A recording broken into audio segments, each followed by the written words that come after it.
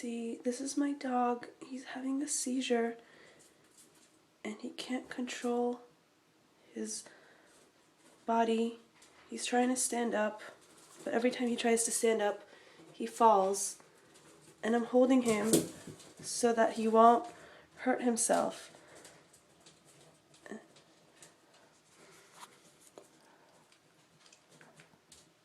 And usually when he has this attack, he pees himself and he throws up. And we really don't know what to do to treat him other than to be with him and hold him so he doesn't hurt himself. I mean, I'm holding him right now and I can feel his muscles seizing. He's shaking uncontrollably. It's really scary. He can't focus, he can't concentrate, he can't stand up. And he knows when he's going to have these attacks because he comes to me or to one of the members of the family.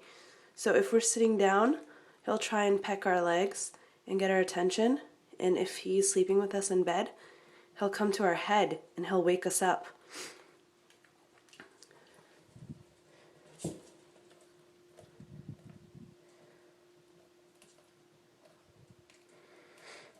It's really sad and we don't know what to do. So right now I'm just holding him because he tries to stand up and I really don't want him to hurt himself.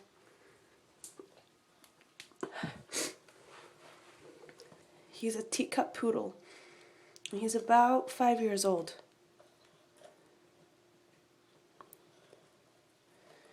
If anyone has any suggestions about what we should do to minimize the attacks or to make them less frightening for him, I'd love to know about it. He's probably going to throw up right now. Ima, he just threw up blood. I think it's blood. I don't know what he ate, but it smells really bad. PT, let's move you away. Or not, let's just have you stay right there. Poor doggy. Yeah, usually he'll throw up a few times and he'll also pee. He hasn't peed yet. He's just lying there. But he's getting better. He's shaking less now that he threw up. I'm gonna go clean this up.